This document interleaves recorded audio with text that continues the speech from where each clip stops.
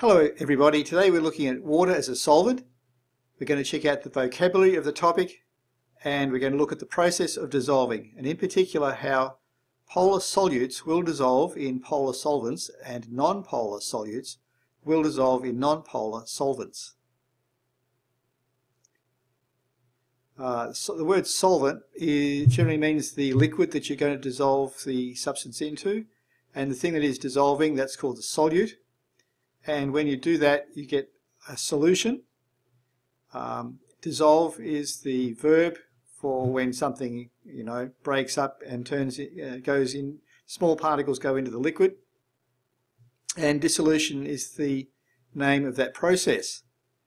Homogeneous means that there's no difference from one part of the solution to the other. So here I have a solution. It's all the same transparent colour. There's no difference from one part to the next. Miscible is the word that we use when we're talking about two different liquids that dissolve into each other. Aqueous means that the solvent is water.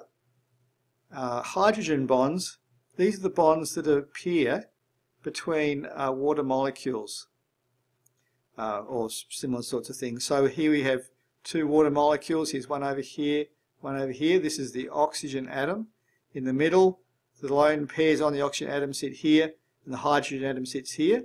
And because the hydrogen atom has got a relatively positive charge relative to the oxygen, you get a hydrogen bond forming between those two molecules like that. And that kind of sticks the two molecules together.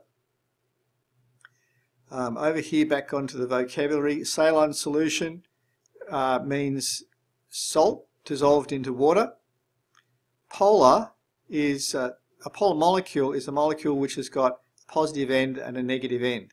So this molecule over here, this part here is not polar, but we've got an oxygen atom sitting here and a hydrogen atom sitting there. So that part of the molecule is not symmetrical, it's not the same.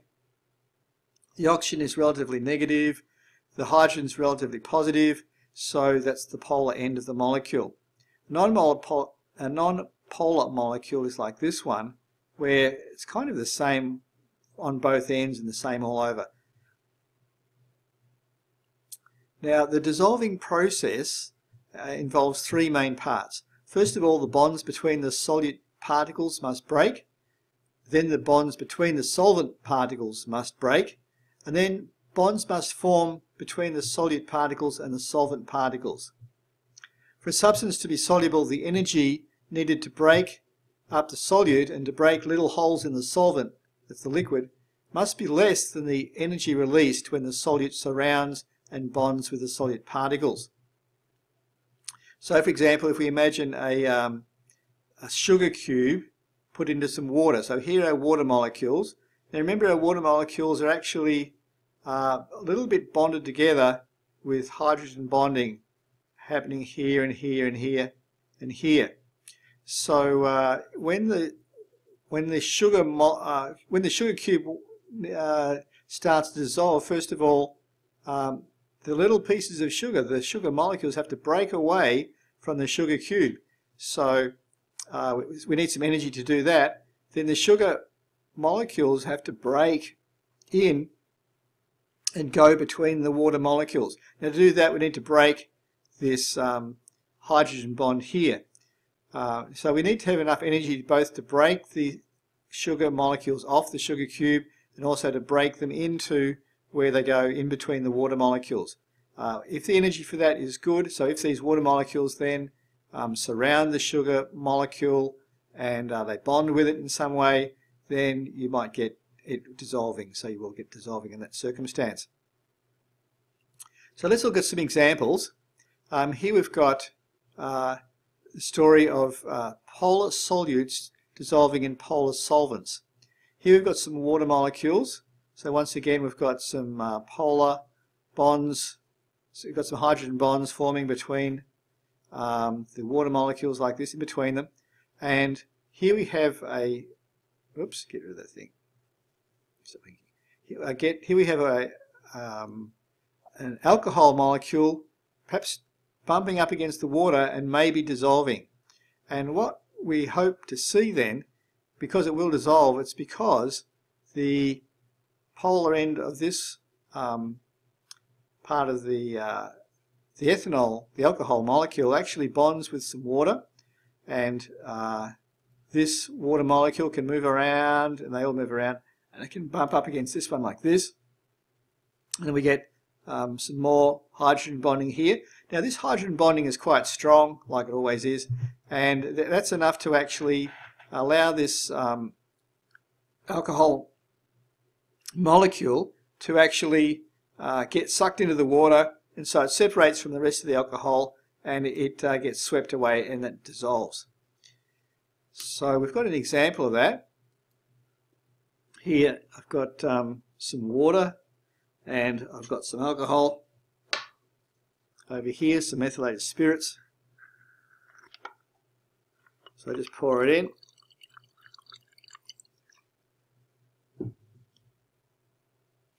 There we go.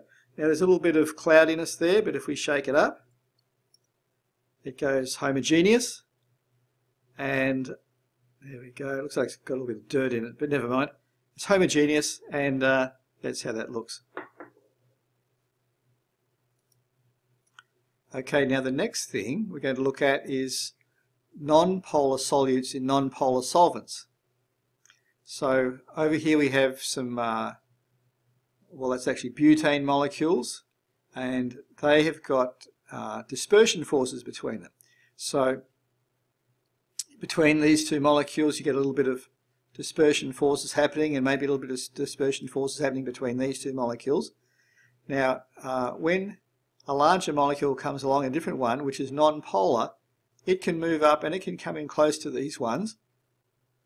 When that happens, it can form dispersion forces here like this.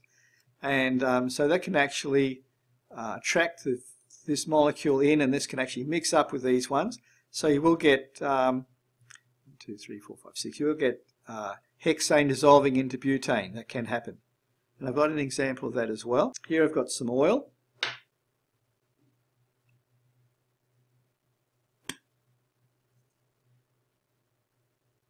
Here I've got some oil, which is a non-polar substance, and I've got some sesame seed oil here.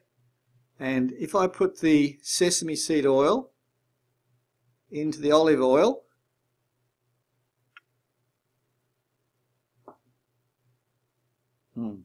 okay, so give it a bit of a stir, and it goes homogeneous.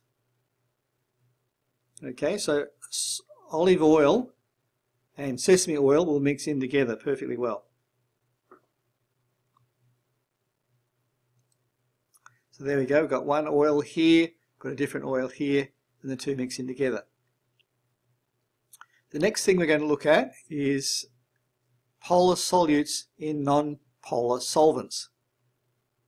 So polar solutes generally stick together.